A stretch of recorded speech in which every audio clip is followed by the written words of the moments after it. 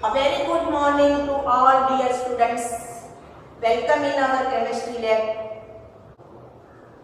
આજે આપણે practical number 5 જોવાના છીએ.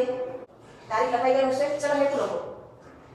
આપેલા મંદ હાઇડ્રોક્લોરિક એસિડના દ્રાવણની સાંદ્રતા એટલે શું? પ્રબળતા 0.1 મોલર સોડિયમ કાર્બોનેટના શું છે? 0.1 મોલર સોડિયમ કાર્બોનેટના દ્રાવણ સાથેના અનુમાપનથી નક્કી કરવી.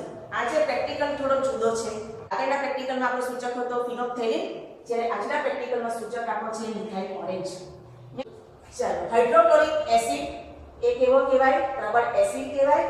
અને સોડિયમ કાર્બોનેટ એ શું કહેવાશે? નિર્બળ બેઝ કહેવાય. એટલે આજનું આપણું ટાઇટ્રેશન કયું થશે? પ્રબળ એસિડ, નિર્બળ બેઝ. હંમેશા જે પ્રબળ હોય એને આપણે સાની અંદર લઈશું બ્યુરેટમાં, અને જે નિર્બળ હોય એને આપણે સાની અંદર લઈશું પિપેટની અંદર લઈશું. તો જોઈ લઈએ અહીંયા આગળ પણ બ્યુરેટની અંદર શું લઈશું? 1 HCl લઈશું. ફ્લાસ્કની અંદર 10 ml સોડિયમ કાર્બોનેટ લઈશું. સૂચક તરીકે શું વાપરીશું? Methyl orange. અને રંગ પરિવર્તન કયું થશે? આછા પીળામાંથી નારંગી રંગમાં પરિવર્તન થશે. ફિનોપ્થેલિન જે હતો એ પણ હતો નિર્બળ એસિડ હતો, જ્યારે મિથાઇલ ઓરેન્જ એ શું છે? નિર્બળ બેઝ છે. આજના પ્રેક્ટિકલનું સમીકરણ આવશે Na2CO3 HCl, અને એ શું બનાવશે? Sodium chloride CO2 H2O.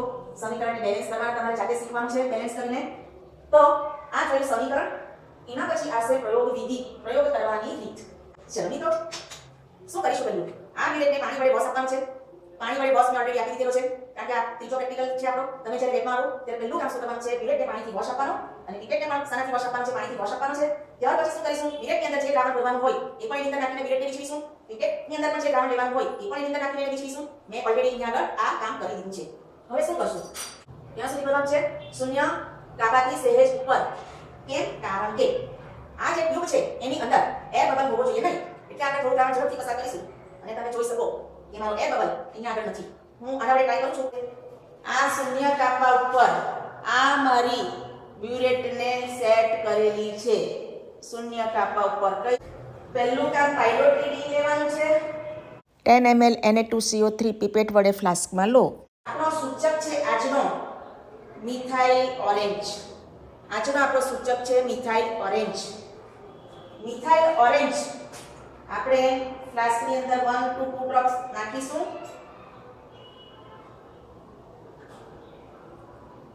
જો આ કલરને પીળો કલર કહેવાય. એટલે રંગ પરિવર્તનમાં શું લાવવાનું છે? આછા પીળામાંથી નારંગી કરવાનો છે. મિત્રો, કલર પરિવર્તન આમાં બહુ જ ઇમ્પોર્ટન્ટ છે. પેલું કલરલેસમાંથી આછો ગુલાબી હતો તો તમને ઈઝીલી ઓળખાઈ જતું હતું. આમાં થોડુંક તમારે ધ્યાન આપવાનું છે.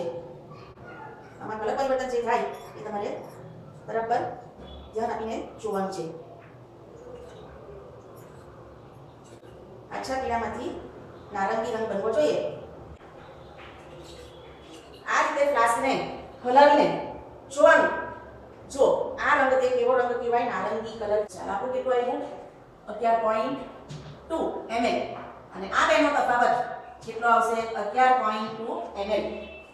ફરીથી એક વખત આપણે આ બ્યુરેટને ભરી દઈશું. ફરીથી આપણે આ બ્યુરેટને ભરી દઈએ.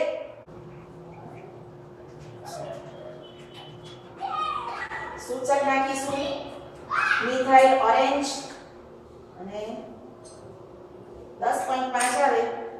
જો બંને કલર જુદા છે, તમે જોઈ શકો બંને કલર જુદા છે. અને આમ ફેરવવાનું, અને જઈ પડે એ જોવાનું. બંને કલર જુદા છે. બ્યુરેટમાંથી એસિડને ઉમેરતા જઈએ. હું ફટાફટ કરું છું કામ. જો કલર પરિવર્તન થયો, એક્ઝેક્ટ 11 ઉપર થયો કલર. એટલે આજનું રીડિંગ, આજનું ત્રીજું રીડિંગ, પહેલું બીજું ત્રીજું રીડિંગ છે મારું 11.0. હું જો રીડિંગ લઈશ તો ચોથું પણ 11.0 જ આવશે. આ બેનો તફાવત લઈએ 11.0 ml, 11.0 ml, અને અહીંયા આગળ પણ આવશે 11.0 ml. મિત્રો, હવે આપણે શું કરીશું? કેલ્ક્યુલેશન જોઈ લઈએ. કદાચ આ બાજુ ન જોઈ શકાય મિત્રોથી આને હું સાઈડમાં કરું છું.